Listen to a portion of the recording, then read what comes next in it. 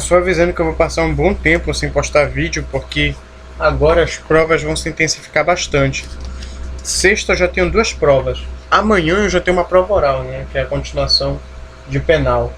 E no dia 29, no dia 30, 28 e 31, tá cheio de prova também.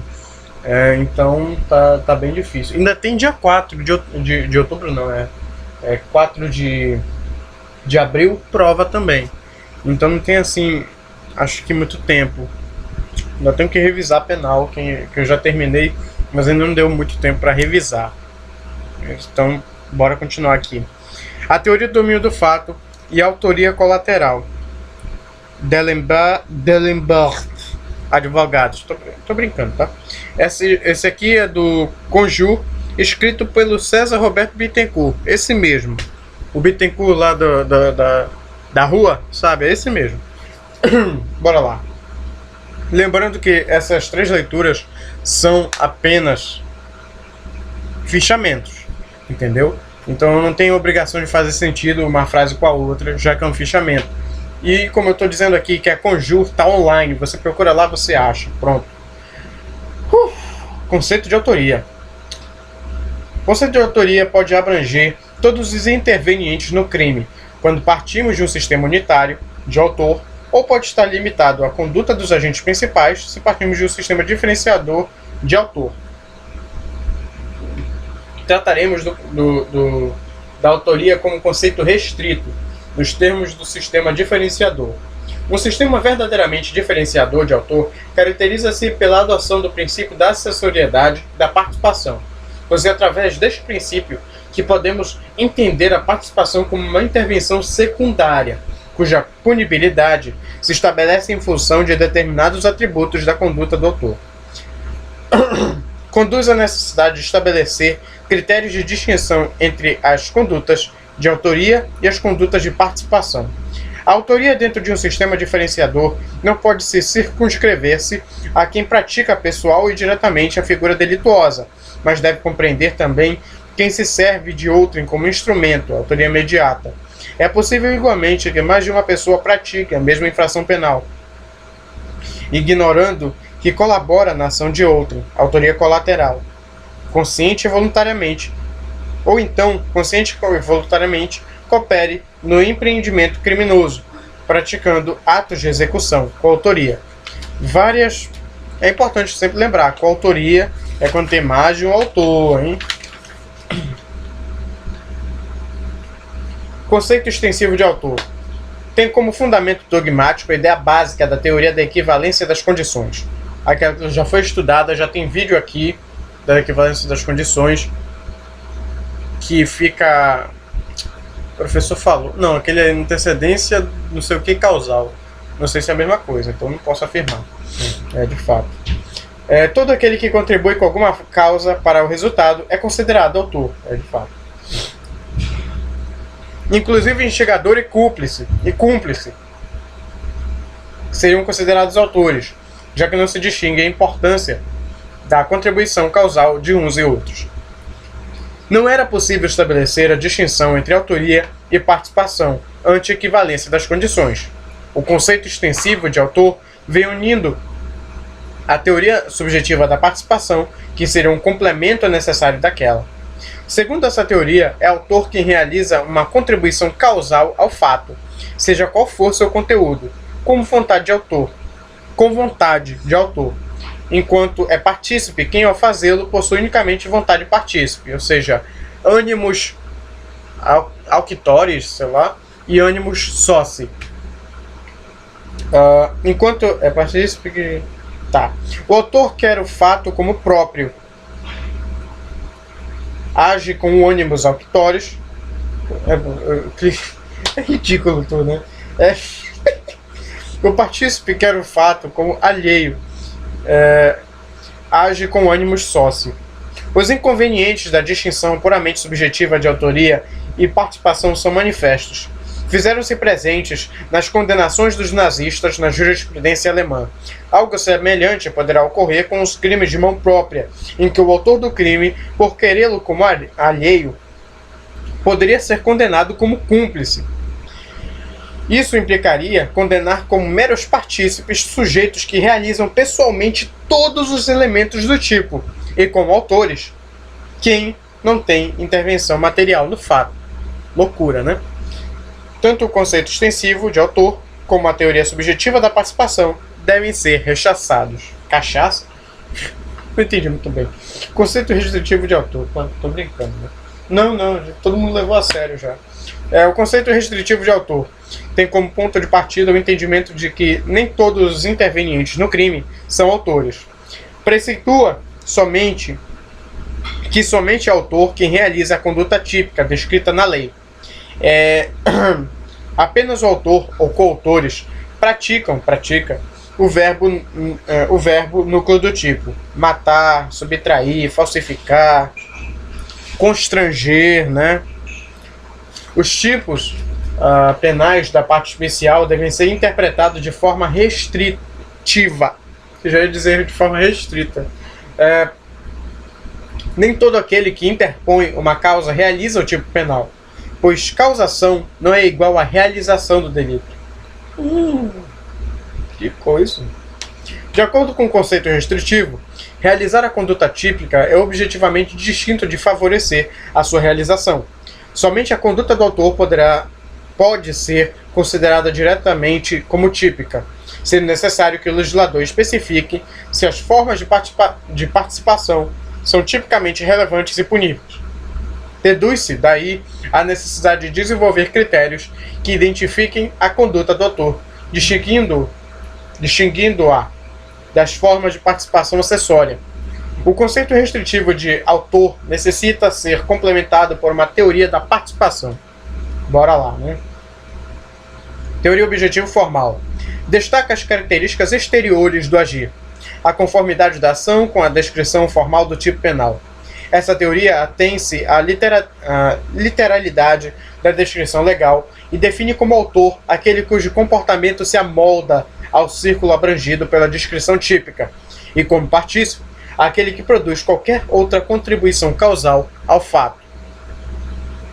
Essa teoria teve uma grande aceitação até os anos 60 do século XX, mas foi amplamente criticado pelo excessivo formalismo em que identificava a conduta do autor. Apesar de indicar, é o Chaves que está lendo isso aqui, que a autoria refere-se à realização dos elementos do tipo, não foi capaz de evidenciar que elemento material do tipo identifica a conduta do autor, frente às contribuições causais constitutivas de mera participação. Criticava-se a versão clássica da teoria objetivo formal, porque partindo de suas premissas não era possível explicar de maneira satisfatória como a conduta do coautor e do autor mediato se amoldava na descrição típica. Esses não realizam todos os elementos do tipo. Cada coautor realizaria somente parte da ação executiva. E o autor mediato, indireto, é o instrumento de quem atua diretamente. Por exemplo, você tem nos filmes da Marvel um personagem chamado Soldado Invernal. É um soldado da União Soviética. Ele sofreu lavagem cerebral e é utilizado pela Hydra para matar pessoas, matar figuras políticas, figuras que têm alguma influência. Ou seja, quem está por trás dele? Quem é realmente o autor que deve ser punido? Aquela organização criminosa, e não a gente que está sendo manipulado para isso.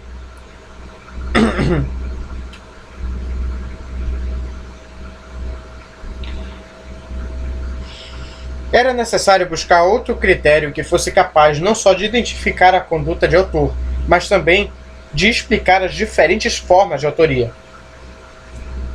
Teoria objetivo material. Bora lá. A teoria objetivo material, apesar de não ter que falar, mas beleza, o professor me falou, né? Através de suas inúmeras versões, procurou suprir os defeitos da formal objetiva, considerando a maior perigosidade que deve caracterizar a contribuição do autor em comparação com a do partícipe, ou a maior relevância material da contribuição causal do autor em relação à contribuição causal do partícipe, ou ainda a maior importância objetiva da contribuição do autor em relação à contribuição do partícipe. A desconsideração do aspecto subjetivo e a tentativa de estabelecer diferenças objetivo-materiais com base na causalidade, conduziram essa teoria ao fracasso. A dificuldade prática de distinguir causa e condição, ou mesmo de distinguir causa mais ou menos importantes, levaram a doutrina alemã a abandonar a teoria objetivo material e a adotar expressamente a concepção restritiva de autor sobre o critério formal objetivo. Teoria do domínio do fato. Trata-se de uma elaboração superior às teorias até então conhecidas, que distingue com clareza autor e partícipe, admitindo com facilidade a figura do autor mediato, além de possibilitar melhor compreensão da coautoria. Surgiu em 1939 com o finalismo do Weasel, sei lá esse nome de Pokémon, e foi desenvolvida, pelo Roxenbach. Klaus Roxenbach, tá de brincadeira. Mas foi através da obra do Roxen, que eu não vou falar essa coisa, a teoria do domínio do fato foi desenvolvida. Acabei de falar isso. Klaus Roxen reconheceu que o que lhe preocupava eram os crimes cometidos pelo nacionalsocialismo. Quem ocupasse uma posição dentro de um chamado aparato organizado de poder e dá o comando para que se execute um crime, tem de responder como autor e não como partícipe, ao contrário do que entendia a doutrina dominante na época. Revolucionário, né? Eu ia falar revolucionante, mas que loucura. Nenhuma teoria puramente objetiva, nem outra puramente subjetiva, são adequadas para fundamentar a essência da autoria e fazer a delimitação correta entre autoria e participação. Como dizia Aristóteles, o bom é o meio, não os extremos, né? Coisa boa.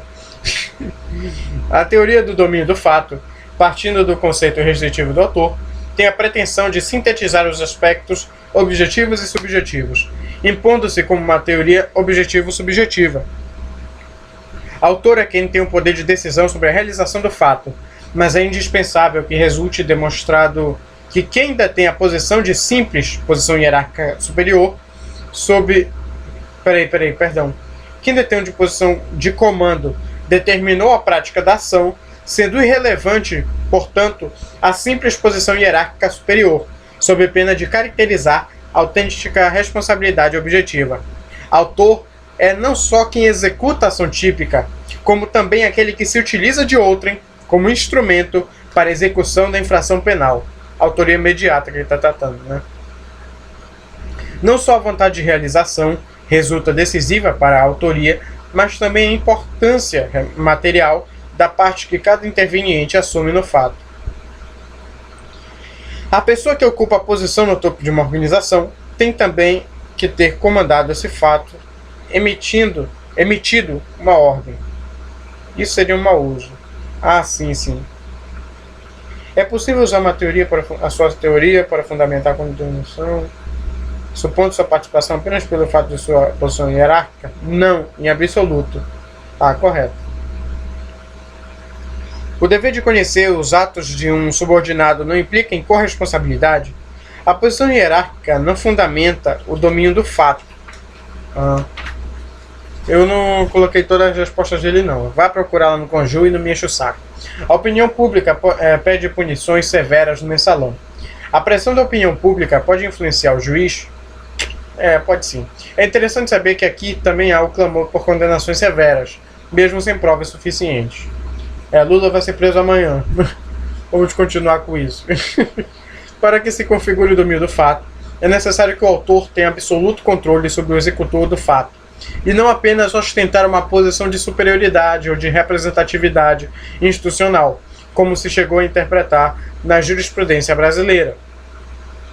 Quem ocupa a posição de comando tem que ter emitido a ordem, e isso deve ser provado. A soma de indícios não os converte em prova provada. A eventual dúvida sobre a culpabilidade de alguém é fundamento idôneo para determinar sua absolvição. A teoria do domínio do fato reconhece a figura do autor imediato, que é reconhecido como o homem de trás e controlador do executor. A teoria do domínio do fato tem as seguintes consequências: a realização pessoal e plenamente responsável de todos os elementos do tipo fundamentam sempre a autoria. É autor quem executa o fato utilizando a outrem como instrumento, autoria imediata. É autor O coautor que realiza uma parte necessária do plano global, domínio funcional do fato, embora não seja um ato típico, desde que integre a resolução delitiva comum. Como está no caderno, por exemplo, o motorista, você dirigir seu carro não é um fato típico. Mas agora, quando você dirige o seu carro, que nem o Jason Statham, naquele filme lá da bandidagem, que tem roubo e tal, aquilo lá se torna um fato típico, cara. Parece normal, mas já que você está auxiliando no fato típico, você faz parte disso também, rapaz. Você é safado. O homem vai jogar faca lá nos mercenários, mas aquilo também é assassinato, cara. Como assim?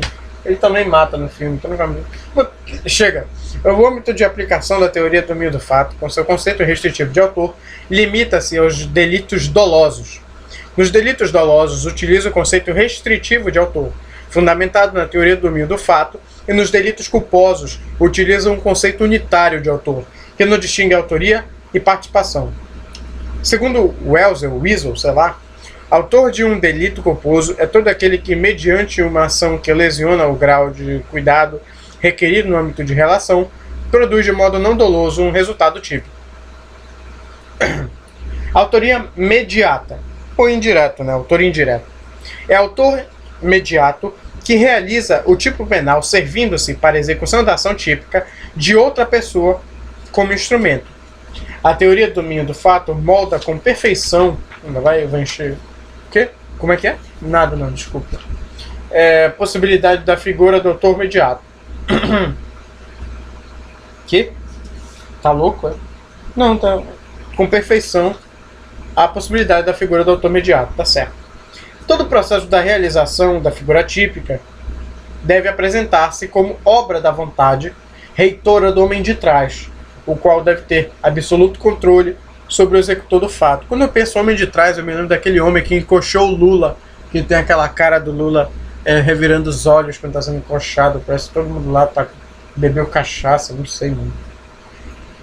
Bebeu cachaça numa jarra, né, também. Que não é aquele berita, não. A autoria imediata surgiu com a finalidade de preencher as lacunas que ocorriam com o emprego da teoria da acessoriedade extrema da participação. A consagração da acessoriedade limitada não eliminou a importância da autoria imediata. Defende-se a prioridade da autoria imediata diante da participação em sentido estrito. Se impõe a autoria imediata, mesmo quando fosse possível, sob o ponto de vista da acessoriedade limitada, admitir a participação, caso do executor, inculpável, desde que o homem de trás detenha o domínio do fato. O decisivo para distinguir a natureza da responsabilidade do homem de trás existe no domínio do fato. O executor deve encontrar-se absolutamente subordinado em relação ao mandante. O autor mediato realiza a ação típica através de outrem, que atua em virtude da situação de erro em que se encontra devido à falsa representação da realidade, erro de tipo, ou do significado jurídico da conduta que realiza, erro de proibição, que é provocada pelo homem de trás. Por exemplo, erro de proibição, você tem as crianças deficientes ou gêmeas que são assassinadas em tribos indígenas. Vamos supor que numa tribo indígena nasce uma criança chamada Saga e outra chamada Cano. Uma delas é a representação do mal para essa tribo indígena e uma delas vai ser morta. Ou deficientes físicos podem ser mortos, né? Acho que é eugenia, não sei se diz isso direito. Então, aí é um erro de proibição, que isso é assassinato de um menor, coitado, incapaz de se defender e tal. E eles não... pela cultura deles não é uma coisa reprovável, uma coisa censurável. O que mais? Coagido devido à ameaça ou violência utilizada pelo homem de trás, num contexto de inimputabilidade, com a utilização de inimputáveis, o menor, né? O Zé Pequeno vai lá quando tá criança e usa ele para matar alguém. Pois é. As hipóteses mais comuns de autoria imediata decorrem, portanto, do erro, da coação irresistível e do uso de inimputáveis para a prática de crimes, o que não impede a possibilidade de sua ocorrência em ações justificadas do executor, quando o agente provoca deliberadamente uma situação de exclusão de criminalidade para aquele. Todos os pressupostos necessários de punibilidade devem encontrar-se na pessoa do homem de trás, no autor mediato, e não no executor, autor imediato. A possibilidade de autoria imediata nos crimes especiais ou próprios, desde que o autor mediato reúna as qualidades ou condições exigidas pelo tipo. Já nos crimes de mão própria, será impossível a figura do autor mediato. A autoria mediata, a autoria indireta, encontra seus limites quando o executor realiza um comportamento conscientemente doloso. Aí o homem de trás deixa de ter o domínio do fato, compartindo-o, no máximo, com quem age imediatamente na condição de coautor, ou então fica na condição de partícipe, quando o referido domínio pertence ao consorte. 20 minutos de leitura, mas também são 6 páginas.